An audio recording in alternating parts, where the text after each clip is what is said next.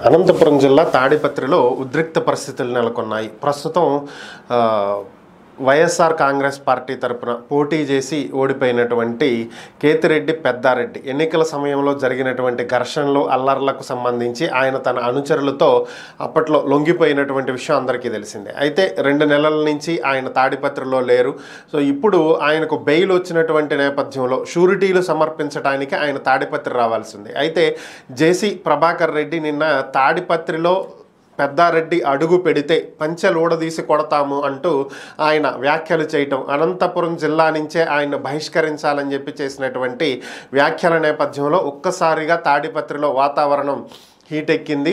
ఒకవేళ పెద్దారెడ్డి తాడిపత్రిలో అడుగు పెడితే పరిస్థితులు ఎంతవరకు వెళ్తాయి అనేటువంటి పరిస్థితుల్లో పోలీసులు కూడా అప్రమత్తమైనటువంటి పరిస్థితి.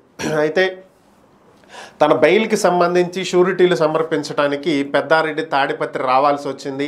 ఆయన తాడిపత్రి రావటం, నేరుగా పోలీస్ స్టేషన్కు వెళ్ళి అక్కడ షూరిటీలు సమర్పించి అక్కడి నుంచి నేరుగా ఆయన అనంతపూర్ వెళ్ళిపోవటం జరిగింది. పోలీసులు కూడా ఆయన్ను తాడిపత్రిలో ఉంచకుండా అనంతపూర్ తీసుకువెళ్ళేటువంటి ప్రయత్నమే చేశారు. దీనికి పెద్దారెడ్డి కూడా ఏమాత్రం అడ్డు చెప్పకుండా అనంతపూర్ వెళ్ళిపోయినటువంటి పరిస్థితుల్లో కాస్త ఓకే, ప్రస్తుతానికైతే ఎటువంటి గొడవలు ఘర్షణలు జరగకుండా ప్రశాంతంగా ఉంది అనేటువంటి పరిస్థితుల్లో ప్రస్తుతం తాడిపత్రి ప్రజలైతే ఊపిరి పీల్చుకోవటం జరిగింది. సో మరి పరిస్థితులు ఇక మీదట ఎలా ఉంటాయి అనేది అయితే చూడాలి.